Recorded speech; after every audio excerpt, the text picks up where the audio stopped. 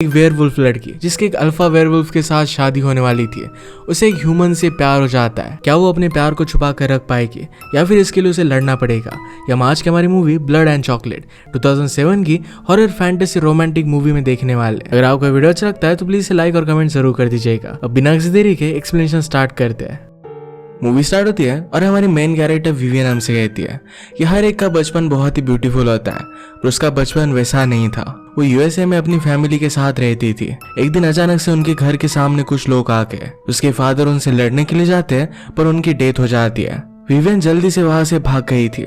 इस अटैक में उसकी पूरी फैमिली की डेथ हो गई थी, सिर्फ वही बची थी। इसके बाद 10 साल बीत चुके हैं और विवियन एक अलग कंट्री जिसका नाम है रोमानिया, वहां पर अब रह रही है। आजकल वो अपनी एंट एस्टेड के साथ रह रही है। उसे कहती कि आजकल तुम हमेशा भागती रहती हो, क्या पता कि अब तुम्हें उसकी जरूरत पड़ जाए। उन सब का एक बॉस था जिसका नाम है गैब्रियल। गैब्रियल की पहली वाइफ एस्टेड थी, पर अब उसे न्यू वाइफ चाहिए थी और ये विवियन बनेगी। एक अजीब सा कस्टम है और ऐसा क्यों है इसके बारे में मैं आपको आगे बताऊंगा। विवियन को इस तरीके से रूल्स के अकॉर्डिंग जीना अच्छा नहीं लगता। एस्टेड ने उसे समझाया जब मैं 19 ईयर्स की थी तो भी प्रेग्नेंट हो गई थी। ये रूल्स ही है जो हमें बचा कर रखते हैं। तुम्हारे पेरेंट्स भी चाहते थे कि तुम सेफ रहो और इसी वजह से तुम यहाँ पर हो। रात में विवियन अपने कजन्स के साथ एक अंडरग्राउंड क्लब में आती है। उसके कजन का नाम है राफे। राफे गैब्रियल और एस्टेड का बेटा है। उसे यहाँ पर एक लड़की पसंद आती है, वो भी उसके लिए डांस कर रही थी। वो उसके करीब आ रही थी तो राफे उसके पास जाकर उसे टच करने की कोशिश करता है। उस लड़की ने गुस्से में उसे झटक दिया। इस बात से राफे बहुत ही अपसेट हो गया। विवियन उसका मजाक लेती है, तुम्हें इस तरीके से गिव अप नहीं करना चाहिए, मुझे तो तुम्हारा पूरा फ्यूचर दिख रहा है। तुम्हारी वेडिंग होगी, उसकी पूरी फैमिली आएगी और इसके बाद तुम सबको मार डालोगे। राफे कहता है कि हम दोनों बहुत ही रोमांटिक है, हम कभी भी गिव अप नहीं करते। उन दोनों में झगड़ा होने वाला था पर उसके फ्रेंड्स ने इन्हें रोक लिया। राफे कहकर जाता है कि तुम्हारे पास भी सिंगल रहने के लिए ज्यादा टाइम नहीं है, गैब्रियल जल्द से आकर तुम्हें चूज कर लेगा।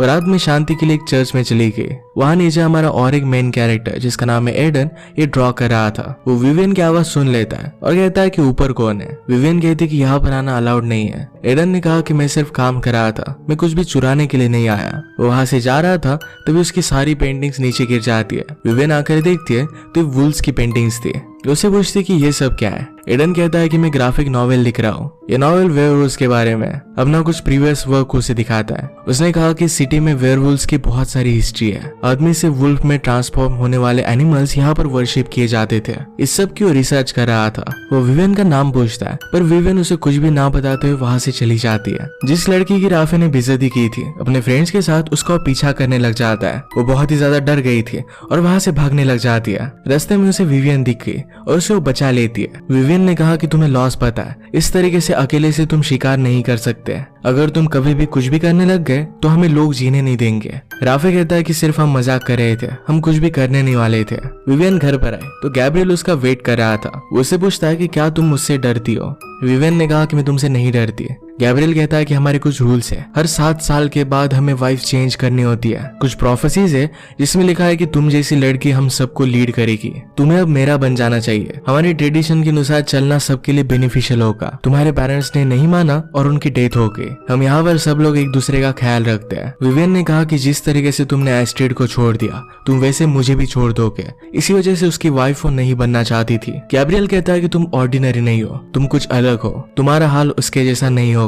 एस्टेड को गैब्रियल के छोड़कर जाने की वजह से बहुत बुरा लग रहा था। एक रात अचानक से राफे उस लड़की के रूम में घुस गया। वो उसे कहता है कि तुम मुझे एडमायर नहीं करती, तुम सिर्फ मुझसे डरती हो। उसे वही की वही मार डालता है। नेक्स्ट सीन में हम देखते हैं कि एक गैंगस्टर की बेल करा दी जाती है। जिन लोगों ने उसकी बेल कराई थी उनके बारे में उसे पता नहीं था। ये बेल गैब्रियल ने करवाई हुई थी। उसे कहता है कि तुम हो कौन, मुझसे चाहते क्या हो। गैब्रियल ने उसे ड्रिंक दी और कहा कि जो ड्रग्स तुम सेल करते हो इसे पॉइजन माना जाता है। गैब्रियल के आदमी उसे पकड़ लेते हैं। गैंगस्टर कहता है कि अगर तुम्हें पैसे चाहिए तो मैं तुम्हें दे सकता हूँ। गैब्रियल मानता नहीं और उसी के ड्रग्स से उसे वो बेहोश कर देता है। न्यूज़पेपर में राफे ने जिस लड़की को मारा था उसकी मिसिंग होने की रिपोर्ट आई। विवियन को देखकर बुरा लगता है। वो जब एक बुक स्टोर से गुजर रही थी तो वहां पर एडन की बुक देखती है। वहां पर उसके सिर्फ इनिशियल्स थे। घर जाते वक्त एक जगह पर एडन उसे देख लेता है। विवियन ने भी उसे नोटिस किया पर वो आगे चली गई। एडन उसका पीछा करने लग गया तो विवियन जल्दी से वहां से भाग जाती है। वो भी उसका बहुत दूर तक पीछा करता है पर एक जगह पर डेड एंड आ गया। विवियन अपने पावर्स को यूज करती है और वो ऊपर चढ़ गई। ऊपर से जिस बेकरी में वो काम करती थी उस बेकरी की एक रिबन नीचे गिर जाती है। रात में विवियन की फैमिली में सब लोग बहुत ही एक्साइटेड थे क्योंकि एक इवेंट पर वो जा रहे थे। यहाँ पर उनके जैसे बहुत सारे लोगों को बुलाया गया था। कल गैब्रियल ने जिस गैंगस्टर को अरेस्ट किया है उसे भी यहाँ पर लाया जाता है। गैब्रियल ने कहा कि आज फुल मून है, जैसा हम हमेशा से सदियों से करते आ रहे हैं वही सब आज हम करने वाले। इस आदमी की हम हंट करेंगे। हमें हर जगह से निकाल दिया गया था पर इस कंट्री से हमें कभी भी निकाला नहीं गया। इस गैंगस्टर ने हमारी सिटी के साथ बहुत गलत किया है, इसका आज हम बदला लेंगे। सब मिलकर इसकी हम हंटिंग करेंगे। उसे कहता है कि इस जंगलों के पार एक नदी है, अगर तुमने उस नदी को पार कर दिया तो तुम जी सकते हो, वरना हम तुम्हें मार डालेंगे। उन्होंने उसका हाथ कट किया यानी कि वहां से ब्लड निकल सके। सब लोगों की आंखें व्हाइट हो जाती है और सब उसका पीछा करने लग जाते हैं। स्लोली हर एक आदमी वुल्फ में कन्वर्ट हो गया। विवियन उसका पीछा नहीं करना चाहती थी पर गैब्रियल उसे कहता है जो तुम हो इससे तुम भाग नहीं सकती। उस आदमी ने भागने की बहुत कोशिश की पर फाइनली वुल्फ उसे पकड़ लेते हैं और मार डालते हैं। एडन जिस होटल में रुका हुआ था वहां के मैनेजर से वो बात करता है, उससे इंक्वायरी कर रहा था। तभी लास्ट टाइम विवियन के पास से जो एक रिबन नीचे गिरी थी ये रिबन उसे दिख जाती है। इसके बारे में उसने पूछा तो चॉकलेट शॉप को उसे पता मिल जाता है। यहाँ पर विवियन काम करती थी और डायरेक्टली उसके पास वो पहुंच गया। उसे वुल्फ गर्ल बुलाता है। विवियन कहती कि मुझे कभी भी बुलाना मत। यहाँ से उसे जाने के लिए कहती है पर एडन मानता नहीं। वो पूछती कि अब तक तुम यहाँ पर कर क्या रहे हो। एडन कहता है कि मैं काम करने की कोशिश कर रहा हूँ। विवियन ने पूछा कि क्या तुम्हें घर नहीं जाना। एडन कहता है कि कुछ दिनों में मेरा ट्रेन का टिकट है, उसके बाद मैं यहाँ से चला जाऊंगा, पर उससे पहले तुम्हारे साथ में टाइम स्पेंड करना चाहता हूँ। विवियन ने कहा कि मेरा बॉयफ्रेंड है। एडन कहता है कि अगर सचमुच में तुम्हारा बॉयफ्रेंड होता तो इस तरीके से रात में तुम चर्च में नहीं घूम रही होती। तो उसे पूछता है तुम हमेशा मुझसे भागती क्यों रहती हो। विवियन ने नोटिस किया कि यहाँ पर राफे आ रहा है। वो एडन को फिर से जाने के लिए कहती है पर वो मान नहीं रहा था। विवियन ने कहा कि कल रात मुझे 7 बजे मिलना, हम दोनों डेट पर चलेंगे। एडन अपना एक ड्राइंग उसे देखकर वहां से चला जाता है। राफे ने उसे देख लिया था। विवियन जरा डर जाती है और ये ड्राइंग कचरे में डालकर बाहर जा रही थी। राफे ड्राइंग ले लेता है। इस ड्राइंग में एडन ने विवियन को वुल्फ्स के साथ ड्रॉ किया था। राफे को कहती कि उसे कुछ भी पता नहीं है। राफे ने कहा कि अगर तुम उसे डेट करना चाहती हो तो आराम से कर सकती हो, पर उसे हमारी सीक्रेट पता नहीं चलनी चाहिए। ये नॉर्मल ह्यूमंस हमेशा हमारी फीलिंग्स के साथ खेलते रहते हैं। विवियन ने कहा कि तुम्हें उस लड़की को मारना नहीं चाहिए था, अगर किसी को पता चला तो बहुत ही बड़े ट्रबल में आ जाएगा। उस लड़की के बारे में गैब्रियल को भी पता चलता है। उसने राफे से पूछा कि क्या तुम अपने फ्रेंड्स के साथ हंटिंग कर रहे हो। राफे इसके लिए मना करता है। गैब्रियल कहता है कि तुम मेरे बेटे हो, पर अगर तुमने रूल्स तोड़े तो मैं सारी चीजें भूल जाऊंगा। अगर तुम्हारे बारे में और कुछ मुझे पता चला तो मुझे तुम्हें मारना पड़ेगा। अगली शाम विवियन एडन से मिलने के लिए गई। एडन उसे पूछता है कि तुम इस कंट्री में क्यों हो। विवियन कहती कि यहाँ पर मैं आंट के पास रहती हूँ, उसके फादर की बचपन में डेथ हो गई थी। विवियन ने पूछा कि तुम यहाँ पर क्या कर रहे हो, जो भी बुक्स तुमने पब्लिश की है उस पर तुमने अपना नाम नहीं डाला। एडन इसके बारे में उसे बताना नहीं चाहता था। विवियन उसे पूछती है कि तुम्हारी स्टोरीज कैसी चल रही है। एडन कहता है कि सिटी बहुत ही ब्यूटीफुल है, यहाँ पर वेयरवुल्व्स के बारे में बहुत सारी इन्फॉर्मेशन है। लोगों को लगता है कि वो लोग सिर्फ फुल मून पे वुल्फ बन सकते हैं, पर ऐसा कुछ भी नहीं है। वो जब चाहे तब वुल्फ में कन्वर्ट हो सकते हैं, जो उसे बहुत ही ब्यूटीफुल लगता है। उसे ये भी पता चला था कि वुल्फ को मारने के लिए उसे सिल्वर या फिर फायर को यूज करना पड़ेगा। अगर उन्हें कोई चोट देता है तो उनकी आंखें व्हाइट हो जाती है। उसे फिर एक बहुत ही अच्छे से रेस्टोरेंट पर लेकर आया, पर वो बंद हो चुका था। उसे रूफटॉप से पूरी सिटी देखनी थी। तो विवियन कहती है कि मुझे एक प्लेस पता है। ये एक प्राइवेट बिल्डिंग थी, पर फिर भी उसे लेकर आती है। सबसे छुपते छुपाते एक बहुत ही ब्यूटीफुल से स्पॉट पर वो आ गए। उसे कहती कि वेयरवुल्व्स का कैसल हुआ करता था, उनकी एक प्रिंसेस थी, उसकी डेथ के बाद ये अबैंडन्ड है। एडन कहता है कि कभी कभी मुझे लगता है कि मुझसे तुम बहुत सारी चीजें छुपा रही हो। विवियन ने कहा कि मेरी फैमिली बहुत ही स्ट्रिक्ट है, मैं कहाँ जाती हूँ क्या करती हूँ इस सब की मुझे बहुत रिस्ट्रिक्शंस है। एडन ने कहा कि ये लाइफ तुम्हारी है, तुम्हें इसके डिसीजन लेने चाहिए। उसे अपने बचपन का इंसिडेंट सुनाता है। उसके फादर आर्मी में थे, पर जब वो वापस आए तो एक एडिक्ट बन चुके थे। उन्होंने कहा था कि मुझे फाइटिंग सीखनी पड़ेगी। वो हमेशा मुझे बहुत प्रेशराइज करते थे।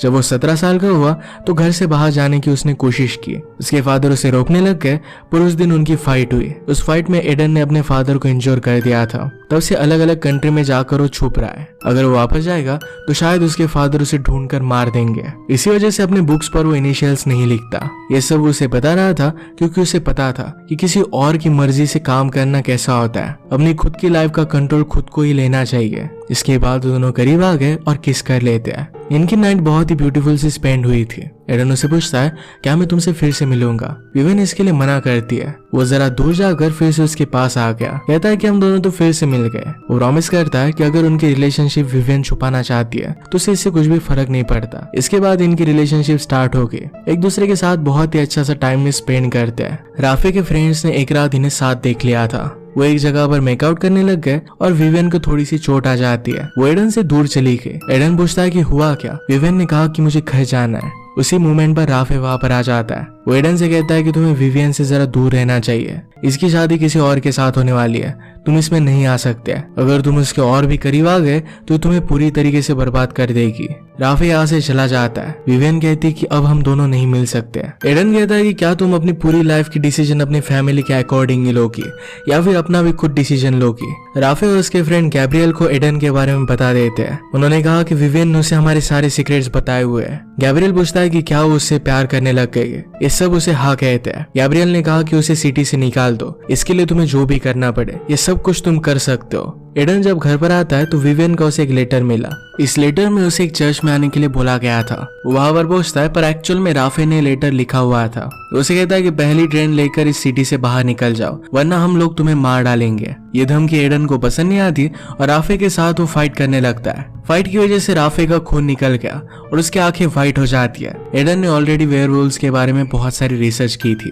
वो समझ गया कि राफे भी एक वेयरवुल्फ है। वो डरकर उसे कहता है कि मैं यहाँ से निकल जाऊंगा, प्लीज मुझे जाने दो। पर राफे अब मानने नहीं वाला था। वो वुल्फ में कन्वर्ट हो जाता है और उसे मारने लग जाता है। एडन जाकर कन्फेशन रूम में छुप गया। राफे इसे भी तोड़ देता है और उसके चेस्ट पर उसने हमला किया। एडन के चेस्ट पर सिल्वर से बना हुआ एक नेकलेस था। इसे टच करने की वजह से राफे को इंजरी होने लग गई थी। एडन समझ गया कि सिल्वर वेयरवुल्फ के लिए बहुत ही डेंजरस है। वो अपना नेकलेस उठाता है और राफे पर हमला कर देता है। वो दोनों ऊपर से नीचे गिरे थे और इस नेकलेस की वजह से राफे की डेथ हो जाती है। एडन जल्दी से वहां से निकल जाता है। रात में सब लोग क्लब में आए हुए थे। गैब्रियल विवियन को देखकर उसके पास जा रहा था पर एस्ट्रिड उसे रोक लेती है। कहती कि जैसे हम टाइम बिताया करते थे, प्लीज आज रात भी मेरे साथ वैसा टाइम स्पेंड करो। गैब्रियल को अब उसमें कोई भी इंटरेस्ट नहीं था। विवियन क्लब से बाहर निकली तो एक एली में एडन पड़ा था। वो बहुत ही डिस्टर्ब हो गया था। वो कहता है कि मुझे राफे के बारे में पता है। उसने अपना सिल्वर नेकलेस निकाल लिया और वो विवियन को लेने के लिए कहता है। एडन सब कुछ समझ गया। विवियन उसे कहती है मैं सिर्फ तुम्हें बचाना चाहती थी,